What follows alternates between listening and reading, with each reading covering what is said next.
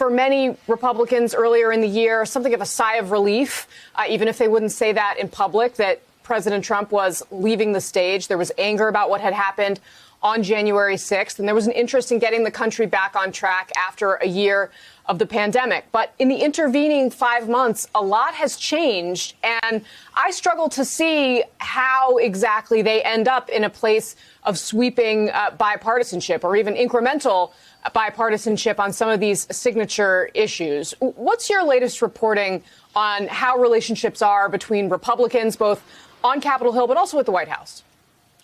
Hey, Casey. Well, I have to start by wishing you happy birthday. Happy birthday, Casey. And now we'll talk some news. Thank you very much. That's very sweet.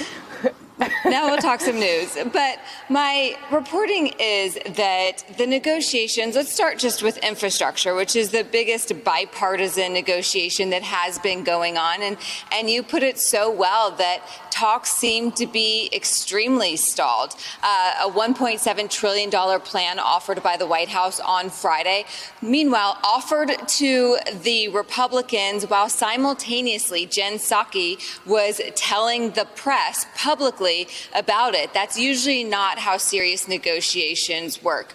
But what seems to be happening, this is what my sources are saying, my Democratic sources think is happening, and also what my Republican sources think is also happening, is that the Biden White House is engaging in these negotiations on infrastructure for an audience of one, and that is Senator Joe Manchin. Senator Joe Manchin has said over and over again that he doesn't want to go down the partisan path on infrastructure unless things don't work out with Republicans. And so they seem to be going through the motions in order to show Manchin that they tried, but Republicans can't come to their place. But that is just one of the many issues that we are talking about. You laid out a whole list of issues that Republicans and Democrats have been working on or trying to get to some sort of consensus on.